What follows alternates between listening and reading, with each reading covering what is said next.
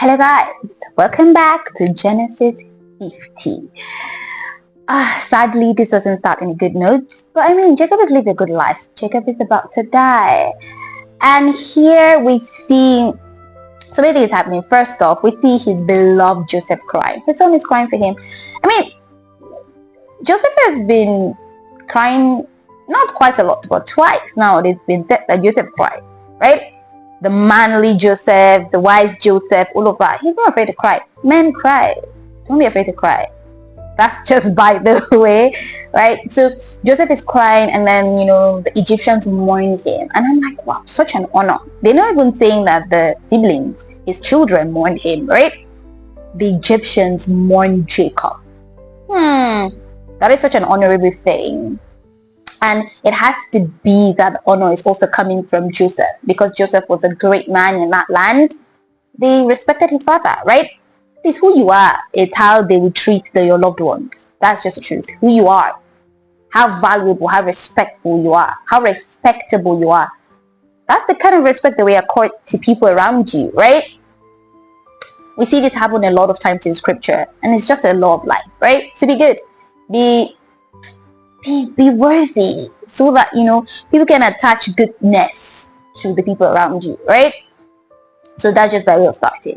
And then it starts to get interesting, right? After the mourning, you see Joseph seeking permission, to go and bury his father as his father has requested, right? Because father said, I don't want to die here, right? Take me back to where I'm coming from. But then the interesting thing is, Joseph, the Bible said that Joseph said to the king's officials, he didn't even go directly to the king. He said to his officials, please take this message to the king. And I'm like, it's Joseph. He's Jagaban, like he's the bad guy of this place. He's like the superhero. So imagine that we have finished the movie, superhero is one. We now know the superhero. And then superhero is now seeking for permission. I don't know, right? Like all the leading, like it was crazy. Like it was Joseph.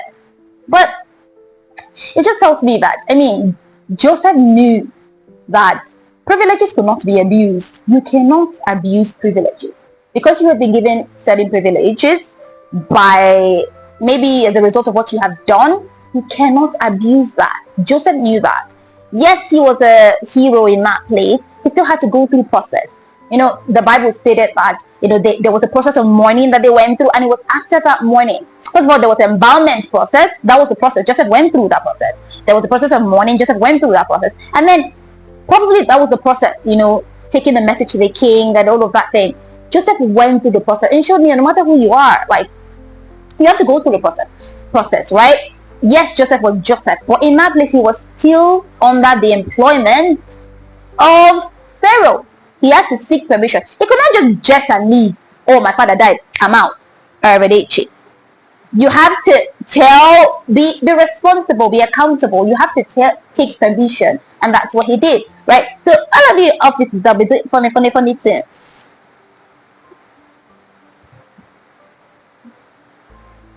You can't do that. Wisdom is required. Even in devastating times, we saw that he was mentally down, right? He was depressed, right? Even in your depression, you Gen Z, I can't for mental health. You have dropped that letter. You don't even drop the letter, you are off. That does not make any sense. Tell the people that you are leaving. Tell them, I have to do this. Drop a message for someone. Send to HR. You can't just opt when they ask you, I couldn't, my mentor. Just use ChatGPT, send a letter. Let ChatGPT drop. You're not even the one that's going to drop the letter. Anyways, I've got it sidetracked. Sorry, but Joseph did that, right? And then we saw in the Bible that all the leading men of Egypt went with Joseph. So the permission was granted, right? Permission to go bury his father was granted. And then it was just like Pharaoh, like all the men, the leading men, so the elders, the big people in Egypt went with Joseph to bury his father. Ooh, that shook me. So let me tell you something, right? Discussing this in the beginning of the year, I lost my dad, right? Or rather towards the end of last year. So beginning of the year, with this burial ceremony and all of that. I remember having this conversation with my friend that I saw the genuine love for my mom, right? We saw her sister standing with her, people cooking, people of caliber, men mount for my family generally. Like, oh, I cannot even begin to explain it. When, from the point that my dad was lost, this is months, right? Like 2 months, like before the burial, right? All right, like a month, and people were sending food to the house every day. We had someone come visit every day. And I was just thinking about, I was telling my friend, like, do people really do this in Abuja? They don't. If they schedule one visit, it's one visit. And then we're thinking of, in the past, that is literally how it was. And we're thinking, why has this died? Why has this commitment, this tradition, faded away? And something, as we're talking about this, something hits me, right? To get something like this, same as Joseph got, you have to be a person of value to get value. See, let's be honest. What have you done? Like, it was Joseph. Joseph was with them. Joseph put his life. He was not an Egyptian. He came. He was sold there. He saved them in that period. He was good to them in that period. He never had one said, oh, I'm not here, I beg, I'm tired, I'm done. He did such a great job. He was with them in the time that they needed him the most. So they had to be with him in the time that he needed them the most, right? He probably didn't need them, but they had to show their support. That is how people are. When you give them value, most of the time, they give you value. It might not be the same people, don't get me wrong, because people can be funny. But somehow, when you have given value, life, God has a way that somehow you will get value when you need it the most. Like, it's just how it is. Like, it is so deep. And I'm like, the Egyptians went so much that they said it was the Egyptians that mourned. I'm very sure people in that time were thinking it was a royal that died and they were mourning for that man, right? It was Jacob, Joseph's father. He was not even an Egyptian, and they gave him the honor that was required of a royal Egyptian. That is how it is.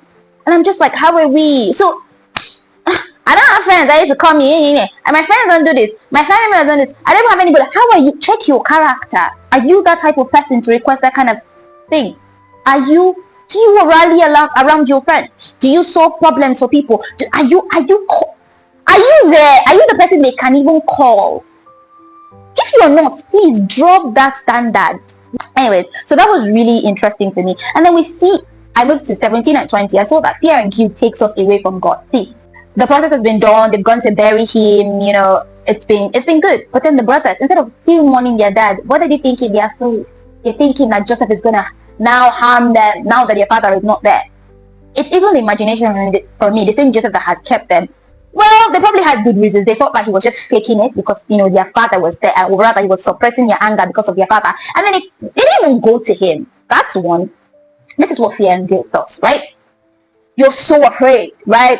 I'm just like, let me liken this with Christians, right? When you do something bad, God has forgiven you. You're just afraid.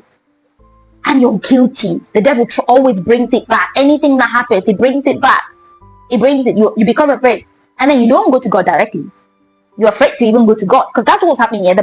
Joseph's brothers were afraid to go to him directly. They had to send messages. This is their brother. Or someone that he was speaking to one-on-one. These guys are older than him, right? But because of fear, because of the guilt, it can't even let them mourn their father in peace. They even have to cook up lies. They had to cook up lies because the Bible didn't tell us that the father actually said what they said that he said, right? They said, oh, the father said this and the father said that. That is what fear does. That is what guilt does. They were afraid. And then when they eventually go to him, this is how Christians are, right? So you did something 50 years ago, 20 years ago. God has even forgiven you, but the devil keeps tormenting you, bring those thoughts back, right? You don't even believe God has forgiven you. And then you're still scared. You go there, you don't even want to approach him directly, right? And when you eventually approach him directly, see the first thing that's coming out of your mouth. We want to be servants. You want to serve. That is how Christians are. You go there and you're like, oh God, you speak words of condemnation and entrampment, whatever it is, right? That is not what we are called to do. But that's what they did. And that's what Christians do, right? It's crazy. And then Joseph is reminding them that, Joseph has forgiven them. And do you know why Christians do this? Same reason why the brothers did it. They really did not understand the character of Joseph. If they had settled down to understand the character of their brother Joseph, they would have known that this was not in his ability. They would have known that. Same thing as Christians. If we settle down to understand the nature and the character of God, that when he says, I have forgiven you, I have forgiven you, that he's not planning something later for you that will jam you. When we understand the character of God, we know and we can fully accept his love. These people did not accept the love of Joseph. They didn't, because they did not understand his character. So you see how character and acceptance of love, they go hand in hand. You need to understand first before you can accept, before you can receive. That way they can receive their forgiveness, and that way they can forgive themselves. Because sometimes, just as Joseph's brothers, we as Christians, we need to forgive ourselves. That thing you did 5 years ago in secondary school, nobody, heaven doesn't even care. Forgive yourself. You have prayed before you've asked forgiveness. The first time you ask for forgiveness, heaven forgave you. God forgave you. Move on. Oh my goodness. Like, I want to tell the brother, we are done with this. Move on. And then Joseph dropped something very crazy. He's like, I am not God. I am not God to, to judge, and like, no. And then another principle comes. He said, what you meant for evil, God turned it around.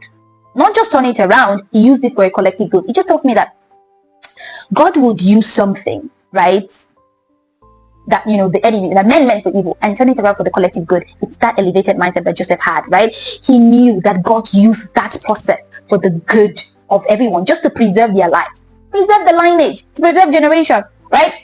Another point is that we need to learn to love perfectly. When Joseph's brothers came to him, he didn't deal with them harshly. The Bible said that he dealt with them kindly. He spoke to their hearts.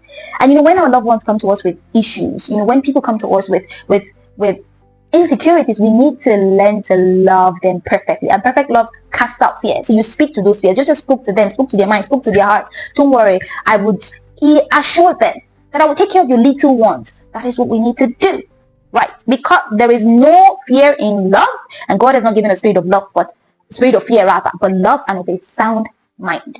That is what we need to do. All right, so his response just reflected that to me. And then Joseph, yet again, he brought the glory back to God.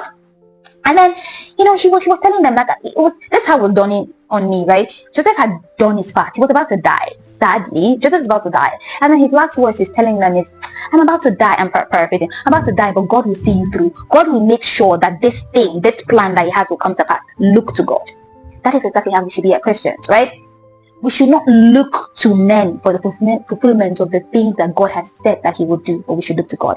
We should not look to men for the fulfillment of the things that God said he would do. It's God. Do not look at that uncle. Do not look at the economy. Do not look at the outsider. God can use men, but men, they are not the source. It is God. Joseph was saying that, see, I was used by God, basically. Yeah. But men are mortal. Men are limited, but God is unlimited. And he pointed them back to God. That is how we should be. And you know what that does? It makes you stable. So that when men are moving mad, you know that at the end of the day, it's not their plan, it's God's plan. So we go to God. You can move mad, you can decide to start today and stop tomorrow, but at the end of the day, you are assured and you're stable, you have peace. You know that that's God's plan. Somehow, God will cause it to happen because it's God's plan. That's exactly how Joseph was leaving them in this chapter. And it was so good. Joseph had solid faith that his bones will go back home. And when I was reading, I was like, oh, this kind of faith. Like, how? But then you want to have the faith of the fathers, but you forget that it's a process, right? Because that's what the entire Genesis has taught us. That mortal men walked with God step by step. One day, obedience after the other, and they became extraordinary men. Ordinary men walking with God and obeying God become extraordinary. That's what has happened. And their faith grew. Their faith grew, and this faith preserved generations. It gave them hope. It gave them life. We've come to the end of Genesis. It's been such a good read. From Abraham to Isaac to Jacob to Joseph. It's been amazing. See you guys in the next book. I don't know what it's going to be. It might be Exodus. It should be Exodus. I'm liking the trajectory. Alright guys, take care of yourself. Please bye. Share this video, like, subscribe, do everything I need to do. Love you.